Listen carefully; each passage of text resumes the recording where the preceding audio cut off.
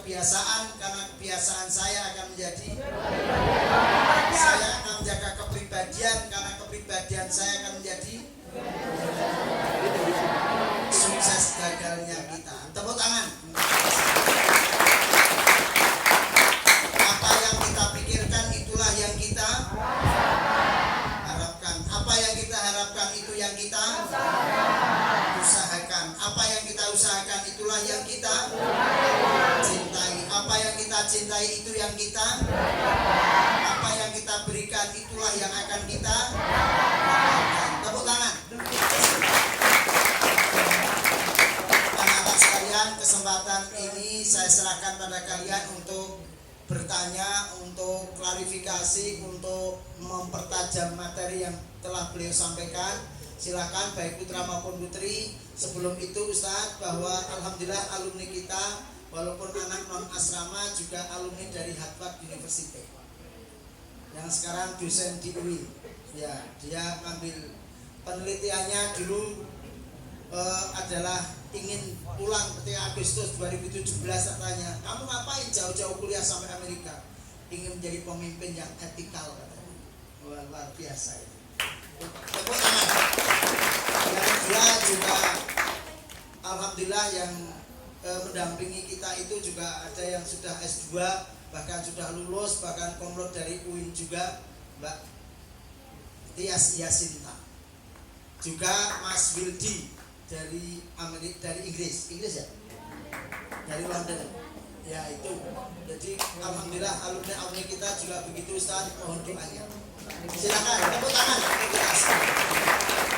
Selanjutnya waktu kami serahkan pada anak-anak, silakan angkat tangan, boleh usul, bertanya, klarifikasi atau mohon informasi lanjutan. Monggo silakan putra maupun putri angkat tangan.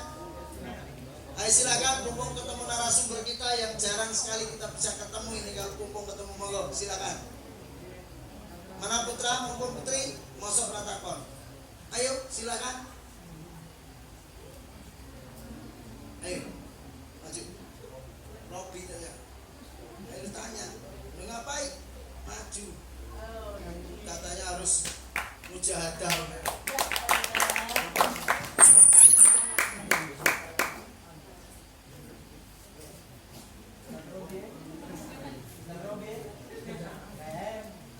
Assalamualaikum warahmatullahi wabarakatuh.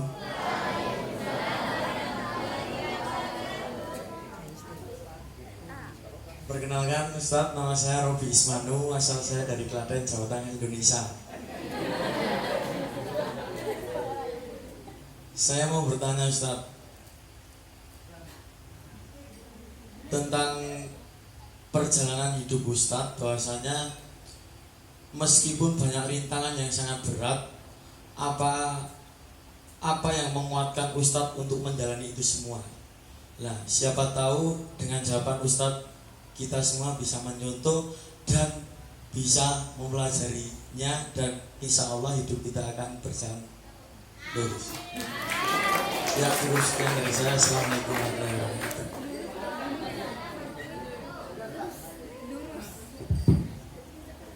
Ya,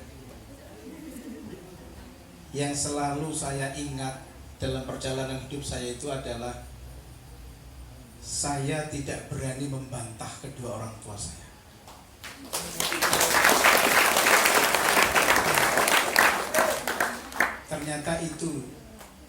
Ternyata itu kunci sukses. Doa orang tua itu sangat makbul. Doa orang tua itu sangat diijabah oleh Allah ketika mendoakan anaknya. Makanya ada cerita anak yang durhaka kepada orang tua itu. Apa itu ceritanya? Maling kuda. Itu cerita rakyat yang harus bisa kita ambil dalam kehidupan kita. Maka yang saya inginkan pada saudara-saudara yang masih punya orang tua, doakan mereka. Sampai-sampai di dalam Al-Quran pun itu wala taqul lahuma uffin. Kita itu tidak boleh mengucapkan kepada orang tua kita. Kita itu tidak boleh mengucapkan hush kepada orang tua kita. Itu perhatikan, ternyata itu kunci sukses. Saya yakin tidak ada orang tua dimanapun berada, seandainya orang tua itu seorang pelacur, nggak ingin anaknya ingin jadi pelacur. Orang tua jadi perampok, nggak ada anaknya kepengen jadi perampok. Tidak hanya perampok Pak, bosnya perampok, enggak gitu. Nggak hanya pelacur Pak, bosnya pelacur, enggak begitu. Kepengen mesti orang tua itu menjadi anaknya lebih hebat, sukses. Itu yang harus diperhatikan. Dan yang paling penting lagi adalah, ini penting sekali, sholat tahajud. Ternyata disitulah Allah itu akan mendengar doa kita. Kalau orang sedang pada tidur ngorok, kamu bangun sholat 2 rakaat, jungkung kepada Allah, itu akan berbeda. Itu akan berbeda. Yang lain lagi ngorok, kamu terus baca Quran, doa, Allah itu akan tersenyum melihat kita. Dan doa kita itu langsung dijabah oleh Allah. Allah akan ngirim malaikat Jibril kayak lu Jibril. Hambaku kayak lu Jibril sing saiki lagi sujud kayak Jibril. Apa dungane Jibril ijabah. Masya Allah, iki lo saudara yang harus kita lakukan. Taat kepada kedua orang tua kita. Jangan lupakan sholat malam. Insya Allah, ini loh yang penting sekali. Dan kalau pagi yuk sholat, jangan lupa doakan mereka dengan sholat duha. Kita kan hanya mendoakan begitu. Insya Allah, doakan orang tua kita, doakan guru-guru kita, doakan teman-teman kita. Insya Allah itu akan memberikan keberhasilan dalam kehidupan kita. Gitu Mas, jelas ya? Insya Allah, tepuk tangan. Silakan, Terima kasih Ustaz.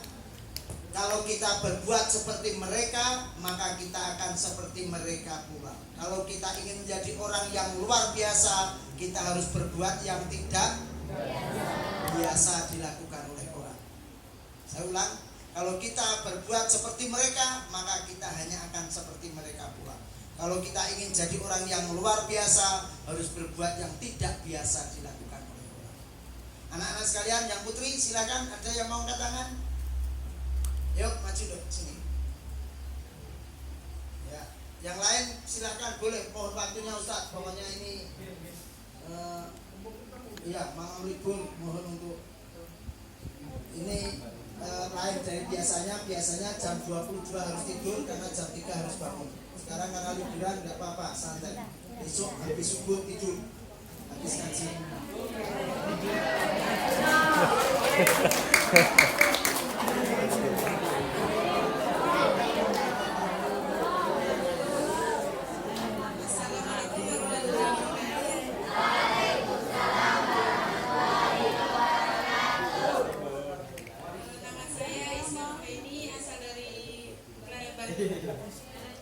Maaf Ustaz, sebelumnya saya mau bertanya tentang tadi yang disampaikan kunci kesuksesan. Terus alhamdulillah dari di sini kan waktu dimotivasi kita ada tekad untuk termotivasi untuk merubah atau untuk mengikuti tadi kiat-kiatnya. Tapi setelah keluar dari sini atau untuk mau mengamalkannya itu kok terasa susah banget itu loh Ustaz. Terus mungkin ada kiat-kiat apa terus bisa agar kita bisa istiqomah untuk selanjutnya.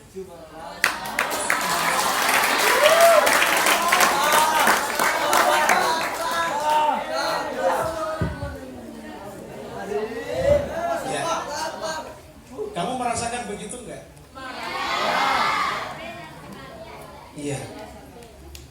Jadi begini saudara, para santri semua. Jadi kadang-kala ketika kita dimotivasi, aduh, tapi setelah kesana bungen tuwa.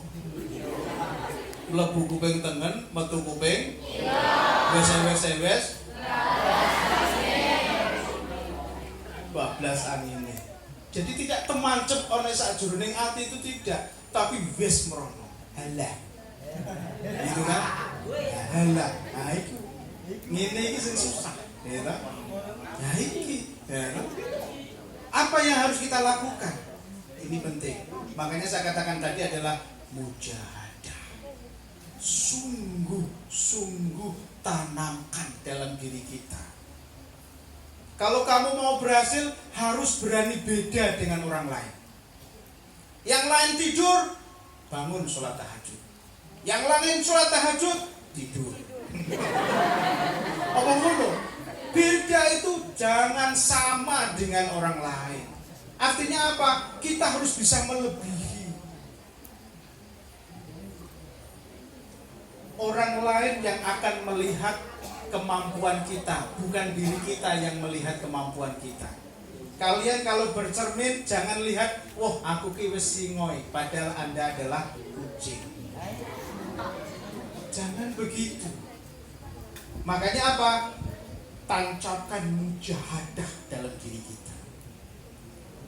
Tancapkan manjada wajada dalam diri kita. Makanya terakhir saya sampaikan adalah taat agama. Itu loh.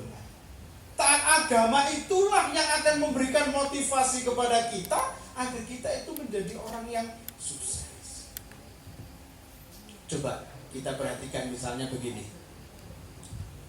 Contoh saja misalnya, ada orang melakukan A, Anda melakukan A, B melakukan B, Pak B melakukan itu akan jadi viral. Setelah jadi viral, terus selesai. Nah, semangatnya iki koyo ngono iki lho. Wah, koyo dene wong jatuh cinta. Wah, tak kandhani iki nek jatuh cinta sok ben kowe. Saiki aja sih. Sampai-sampai gini. Al yaumu bila anti kal laili bilan nujum. Tahu artinya? Artinya adalah bakpia iki enak. Itu orang jatuh cinta itu begitu. Al yaumu bila anti kal laili bilan nujum. Hari ini tanpa kamu bagaikan malam tanpa bintang.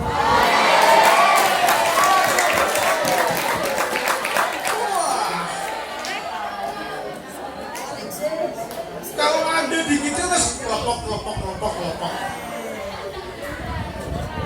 Ya kan?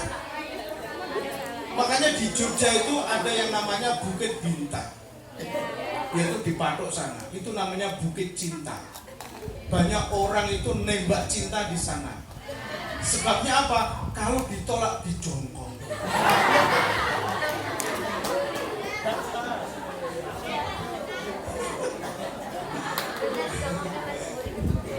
Oke, saudara. Ini terbiasa ya. Bukan saya ngajarin untuk jatuh cinta. Nah, makanya saya katakan adalah yang harus ditanamkan dalam diri kita terus adalah prinsip mujahadah. Prinsip mujahadah itu adalah kesungguh-sungguhan akan merubah diri kita menjadi orang yang berhasil, orang yang sukses. Nah, mungkin ini satu lagi yang harus diikuti. Coba ini, yaitu kalau saya, maaf ini, kalau saya sampai sekarang itu selalu melaksanakan yang namanya adalah dawamul wudhu. Coba itu, apa itu? Tahu? Yaitu adalah menjaga wudhu. Coba itu kunci.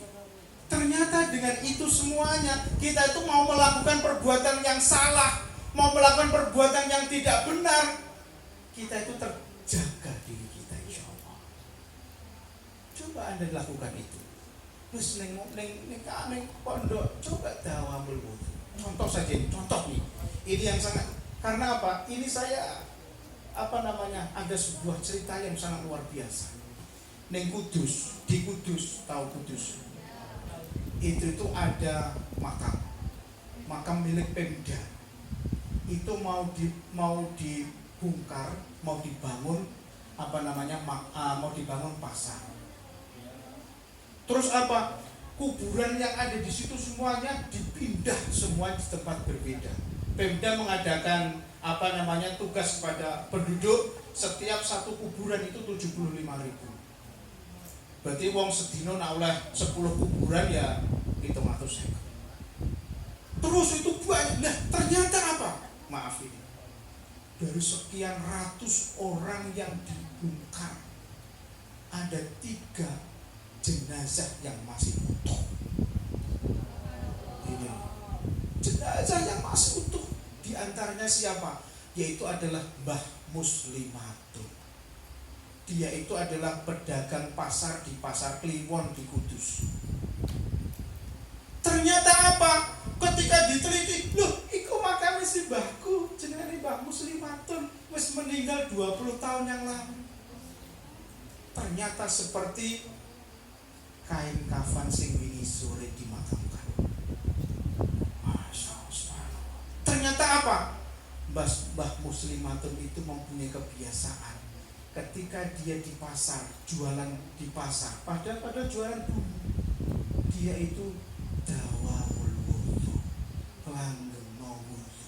Setiap di pojoknya pasar, dia di los pasar itu ada padasan kecil. Ketika itu apa? Dibuat ketika beliau itu batal dari wudu.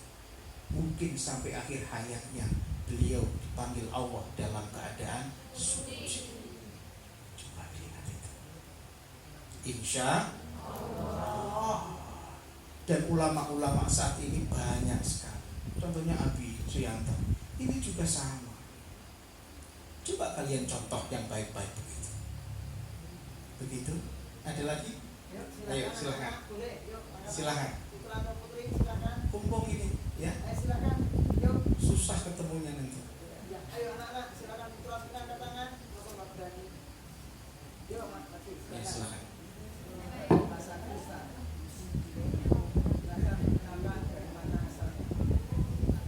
Bismillahirrahmanirrahim. Assalamualaikum warahmatullahi wabarakatuh. Perkenalkan, nama saya Ridwan Jubli dari NTT Flores. Saya ingin bertanya Ustaz. Tadi Ustaz mengatakan kunci kesuksesan itu berbakti kepada orang tua.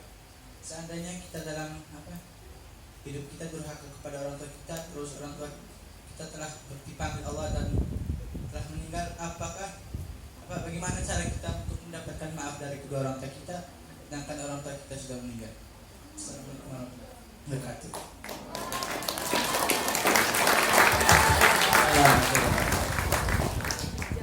Ya. Semasa hidup kita berani sama orang tua, suka menyakiti kedua orang tua. Tapi orang tua kita sudah nggak ada, baru kita sadar kalau kita itu selalu uququl walidain, menyakiti kedua orang tua. Apa yang harus kita lakukan, Ustaz? Apakah terus kita gali kuburnya dan minta maaf, salaman ning ngono? Pak, nuwun sewu ya, salaman kok. Ngono gitu. Nah, apa yang harus kita lakukan? Bertobatlah kepada Allah dan doakanlah kedua orang tuamu. Itu. Doakan mereka. Bertobatlah kepada Allah. Tobatnya apa? Tobatan nasuha. Tidak mau melakukan kayak gitu lagi. Dan doakan bapak ibu kita yang sudah nggak ada. Doakan dengan sesungguhnya. Boleh saja Rabbi firli wali walidayya warhamhuma kama rabbayani shaghira. Allahumma firlaha warhamha wa'afiha wa'fu anha. Doakan mereka. Kenapa kita harus berdoa? Karena apa? Karena orang yang sudah meninggal itu mengharapkan doa kita, bukan kita yang mengharapkan doanya mereka. Kalau Anda datang ke makam, itu jangan minta kepada kuburan. Mbah, kula ngajeng saya besok mau ujian, Mbah. Doakan ya, Mbah, mudah-mudahan berhasil. Si Mbah sama kuburan. Kira-kira melayu ra kamu? Iya kan? Ya le tak dongokke lo. Wala takut. Itu yang harus kita lakukan. Malah saya membaca dalam salah satu kitab, orang yang sudah meninggal didoakan kepada kita. Senangnya itu bagaikan orang sing lama sekali menantikan makanan yang dia sukai. Wah, misalnya dia suka sate atau tongseng, supaya nggak mangan itu, tiba-tiba kamu datang memberikan makanan itu. Senang ini koyo mendapatkan makanan yang luar biasa. Al-ma'idatu fi ni'mah. Itu lu doakan mereka. Makanya kan setiap anak Adam meninggal dunia hanya ada 3 hal yang tidak terputus. Di antaranya adalah doa anak soleh. Doa anak solehah. Nih kan? Solehah. Soleh. Lah, kenapa? Disitulah Anda itu berperan untuk mendoakan mereka, orang tua kita, agar mereka benar-benar mendapatkan maghfirah, tempat mulia di sisi Allah Subhanahu wa Ta'ala. Amin ya rabbal alamin. Paham ya Mas, gitu ya Mas, NTT ya? Jelas ya? Doakan mereka, apalagi mereka masih hidup. Doakan. Insya Allah saya doakan semuanya. Yuk, satu lagi perempuan, silahkan kalau ada. Oh ya, wes kono. Boleh.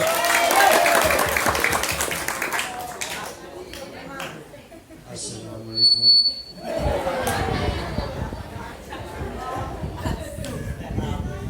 Assalamualaikum warahmatullahi wabarakatuh.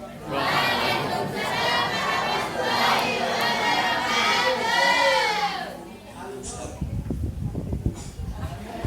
saya mau bertanya.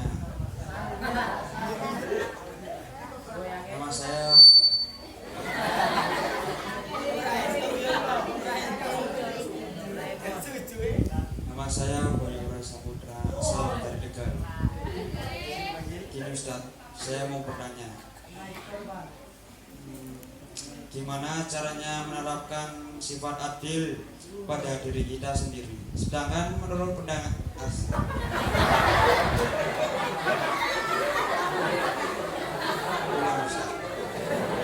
ini Ustaz, gimana caranya menerapkan sifat adil pada diri kita, sedangkan menurut pandangan saya kebanyakan pemimpin Indonesia itu tidak adil.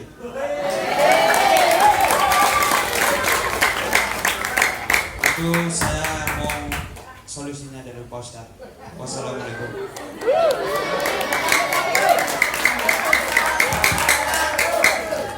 Ya, terima kasih Mas dari Tegal.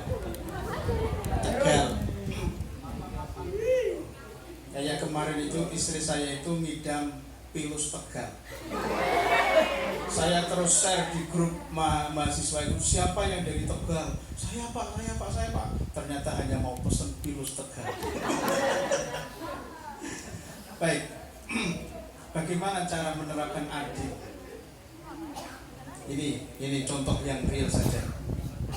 Kamu kelas berapa? Kelas 10. Kamu kelas berapa? Kelas 7. 10 sama 7 itu berarti gede? 10. Terpaut berapa? 3 tahun. Baik.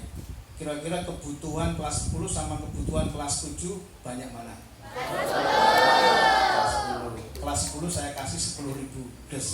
Yang kelas 7 saya kasih 5.000. Adil enggak? Adil toh?